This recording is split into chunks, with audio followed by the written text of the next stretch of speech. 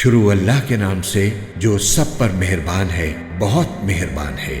قسم ہے ان فرشتوں کی جو کافروں کی روح سختی سے کھینچتے ہیں اور جو مومنوں کی روح کی گرہ نرمی سے کھول دیتے ہیں، پھر فضا میں تیرتے ہوئے جاتے ہیں، پھر تیزی سے لپکتے ہیں، پھر جو حکم ملتا ہے اس کو پورا کرنے کا انتظام کرتے ہیں کہ جس دن بھونچال ہر چیز کو ہلا ڈالے گا، پھر اس کے بعد ایک اور جھٹکا آئے گا۔ اس دن بہت سے دل لرز رہے ہوں گے، ان کی آنکھیں جھکی ہوئی ہوں گی۔ یہ کافر لوگ کہتے ہیں کہ کیا ہم پہلی والی حالت پر لوٹا دیے جائیں گے؟ کیا اس وقت جب ہم بوسیدہ ہڈیوں میں تبدیل ہو چکے ہوں گے؟ کہتے ہیں کہ اگر ایسا ہوا تو یہ بڑے گھاٹے کی واپسی ہوگی۔ حقیقت تو یہ ہے کہ وہ بس ایک زور کی آواز ہوگی جس کے بعد وہ اچانک ایک کھلے میدان میں ہوں گے۔ اے پیغمبر، کیا تمہیں موسیٰ کا واقعہ پہنچا ہے جب ان کے پروردگار نے انہیں طویٰ کی مقدس وادی میں آواز دی تھی کہ فرعون کے پاس چلے جاؤ، اس نے بہت سرکشی اختیار کر رکھی ہے، اور اس سے کہو کہ کیا تمہیں یہ خواہش ہے کہ تم سنور جاؤ، اور یہ کہ میں تمہیں تمہارے پروردگار کا راستہ دکھاؤں تو تمہارے دل میں خوف پیدا ہو جائے؟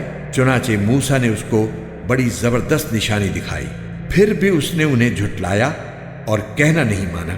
پھر دوڑ دھوپ کرنے کے لیے پلٹا، پھر سب کو اکٹھا کیا اور آواز لگائی اور کہا کہ میں تمہارا اعلیٰ درجے کا پروردگار ہوں۔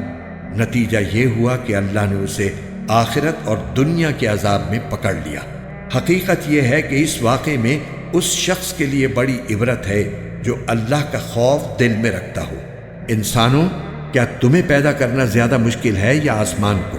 اس کو اللہ نے بنایا ہے، اس کی بلندی اٹھائی ہے، پھر اسے ٹھیک کیا ہے، اور اس کی رات کو اندھیری بنایا ہے اور اس کے دن کی دھوپ باہر نکال دی ہے، اور زمین کو اس کے بعد بچھا دیا ہے، اس میں سے اس کا پانی اور اس کا چارہ نکالا ہے، اور پہاڑوں کو گاڑ دیا ہے تاکہ تمہیں اور تمہارے مویشیوں کو فائدہ پہنچائے۔ پھر جب وہ سب سے بڑا ہنگامہ برپا ہوگا، جس دن انسان اپنا سارا کیا دھرا یاد کرے گا اور دوزخ ہر دیکھنے والے کے سامنے ظاہر کر دی جائے گی، تو وہ جس نے سرکشی کی تھی اور دنیا کی زندگی کو ترجیح دی تھی، تو دوزخ ہی اس کا ٹھکانہ ہوگی۔ لیکن وہ جو اپنے پروردگار کے سامنے کھڑا ہونے کا خوف رکھتا تھا اور اپنے نفس کو بری خواہشات سے روکتا تھا، تو جنت ہی اس کا ٹھکانہ ہوگی۔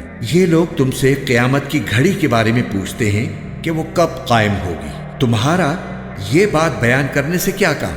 اس کا علم تو تمہارے پروردگار پر ختم ہے۔ جو شخص اس سے ڈرتا ہو، تم تو صرف اس کو خبردار کرنے والے ہو۔ جس دن یہ اس کو دیکھ لیں گے، اس دن انہیں ایسا معلوم ہوگا جیسے وہ دنیا میں یا قبر میں ایک شام یا ایک صبح سے زیادہ نہیں رہے۔